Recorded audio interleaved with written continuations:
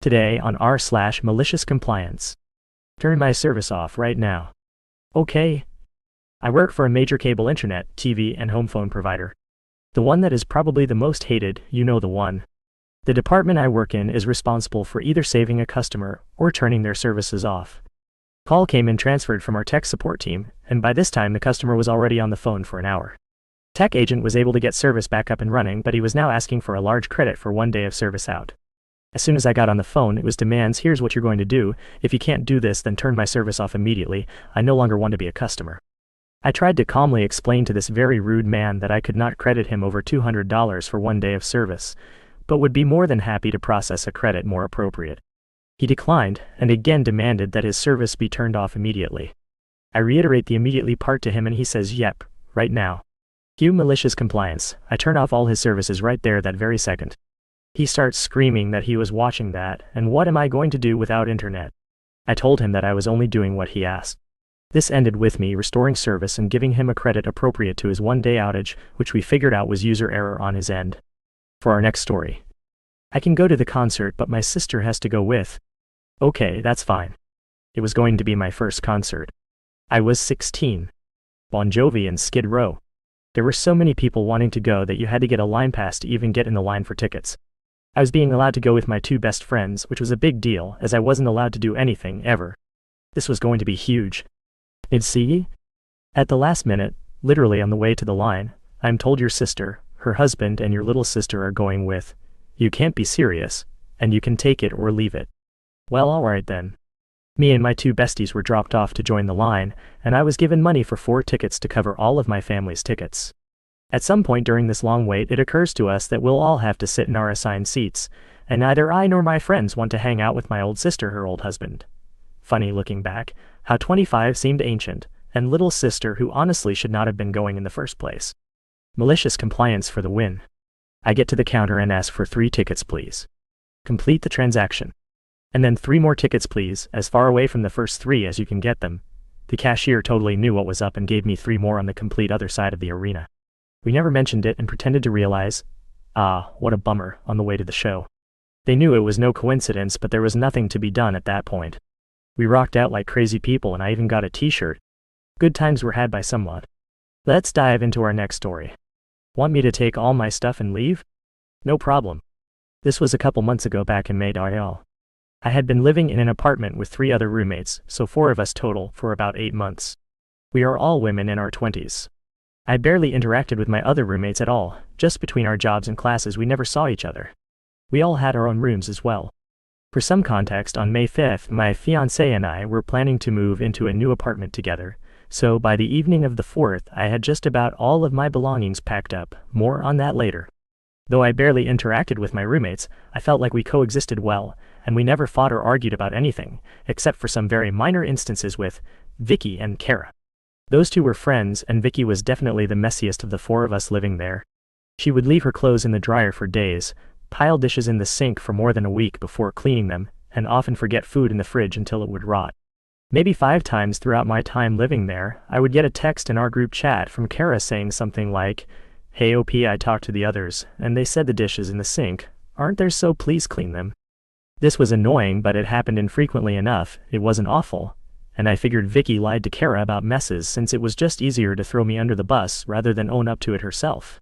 On the evening of May 4th, so the night before I was planning to move out, Kara sent a very long and scathing text to our group chat. She went on and on about how she is tired of my messes, hates all me stuff strewn about the apartment, and also personally attacked me, calling me disgusting and inconsiderate. Since I was leaving literally the next day, I didn't see any reason to start a fight, so I just said it was her lucky day and I was actually moving out the next morning. She replied, "Whatever you say, just take all your stuff and leave." Now the malicious compliance. As I had mentioned earlier, I had packed most of my belongings already, but technically not everything. The 4 of us all moved into the apartment at about the same date, but I moved in a few days earlier than the others. This means I had bought a lot of the communal items myself. I was planning to leave these out of kindness despite them being worth around $400, however, once I got that text from Kara I decided I would in fact take all of my stuff and leave. These communal items included all trash cans in the whole apartment, $100 to watch. The Wi-Fi router, $150. A large metal shelving rack, probably the one that hurt the most, $150. The shelving rack was likely the most devastating loss for them since they had tons of stuff. For reference, the kitchen had 10 cupboards and 8 drawers, of which I used 2 cupboards and 1 drawer to store my items. The cupboards I used were also the ones above the microwave and the fridge, since I am the tallest and wanted to be considerate. All the rest of the cupboards, drawers, and the entire metal rack, which had 5 large shelves, were filled to the brim with my roommate's stuff. Essentially, there was absolutely no way they'd be able to fit it in the amount of space I left behind without buying another rack or putting it on the counter and floor. I was careful to keep all their stuff from the rack organized and neat when I removed it, and everything from the rack completely covered the counters, kitchen table, and coffee table in the living room. I moved out peacefully with all my belongings the next day and had been happy in my new apartment with my fiancé. A few days after moving out, Vicky texted in the group chat that, "For your information, the Wi-Fi isn't working anymore. I wonder why." And at that point I left the chat. I've wondered how long it took Kara to realize that it actually was never me that was making messes in the apartment, but I guess I'll never know. On to the next story. Male staff must wear dress shoes or boots. The superintendent of my old school was comically rigid in his views and seemed to have his mindset stuck in the 1960s. He told us without a hint of irony that the only way students would respect us is if we were dressed professionally. Not even business casual was okay for him. Faculty wearing sneakers or blue jeans was a legitimate cause for termination under our contract. The male staff dress code demanded that we wear a long-sleeve button-up shirt with a tie, dress pants with a belt, and dress shoes or boots every day. There was, however, a note in our contract stating that the dress code could be reasonably relaxed if not possible due to a medical condition. No details were provided beyond that. Well, my wife and I moved apartments one weekend, and my feet hurt, so I made the executive decision that that was a medical condition and wore my sneakers to school on Monday. I figured I could just lay low and keep my feet hidden from any pesky administrators, and I knew that my students wouldn't care. My students, in fact, thought it was awesome that part of my appearance was that of a real person, LOL. Wouldn't you know it, that was the day the superintendent and building administrators were coming around room by room to give the school board members a building tour. So of course I had to get up and greet them. Nobody said anything to me, but I did receive a nasty email from the assistant principal, with CC to the principal and superintendent, reminding me of the expectations set forth in the teacher dress code. No note in my file or anything, just a warning. Fair enough, I suppose. But it pissed me off that they didn't even ask why I decided to wear sneakers, and just sent me a warning with no chance to defend myself. So, cue the malicious compliance. If you noticed from my post title, the dress code just said dress shoes and boots. Well, are you familiar with Demonia boots? I went ahead and bought the most over-the-top, bombastic pair of boots on their website. I'm talking black leather with 3-inch platforms, chains, studs, zippers, and straps galore. They came about halfway up my shins, and of course I tucked my pants into them. My students thought they were amazing, and there are pictures of my feet all over various social media sites. A few of my coworkers took it upon themselves to give me a stern warning, and some others gave me a high five. After 4 days of wearing these boots with no incident, the principal ended up behind me in the hallway. Rather quickly he asked, "What the hell are those?" So I told him they were boots to ensure that I am in compliance with the dress code, and kept walking. That afternoon I received an email from him stating that I was intentionally being unprofessional, and this would be documented in my record, and further dress code offenses could lead to disciplinary action or suspension. I immediately got in touch with my union, who quickly dealt with that in my favor since they were indeed boots. I also explained to the union that I only did this because of the nasty email I received for wearing sneakers with my sore feet. The union rep immediately smirked, told me she was unfamiliar with that rule, and told me to go ahead and wear whatever footwear I wanted, and that if anybody had a problem, I could just claim I had sore feet. Long story short, I ended up wearing my sneakers every single day for the entire rest of the school year and never had another problem. My favorite part of this is that I inspired a few other rebels, and by the time I left that school, there were a solid 10 of us that were just routinely wearing sneakers or other non-dress code compliant footwear in blatant disregard of the dress code every single day. Good times. Definitely a legacy that I left behind in that school. Our last story for today. It's my job to deal with it? Sure. I work in public services. It was a new role, and I am the first and only one of me. Essentially, this means that my job scope can be pretty broad, and I have a lot of fingers in a lot of different pies.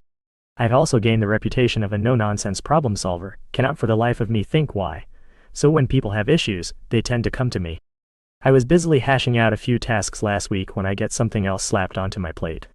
A manager of a service we commission with, appropriately named Karen, has apparently been working her way through people because she isn't getting the resolution she wants.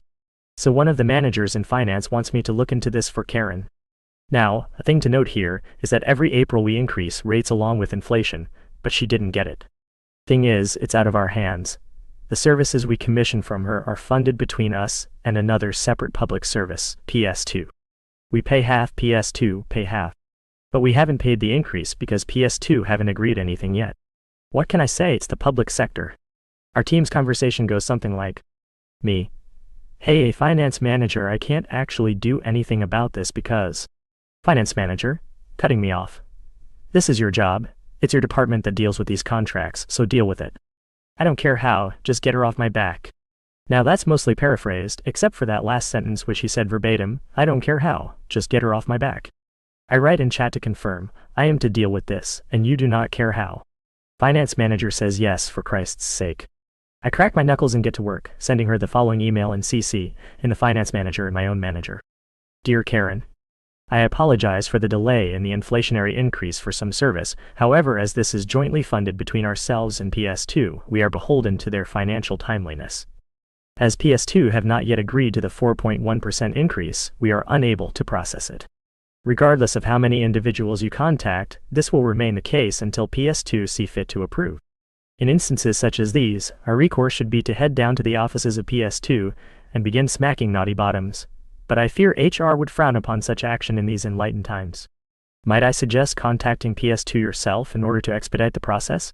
I'm sure Finance Manager would be happy to direct you to the appropriate contact and answer any further questions. Warmest regards. My name.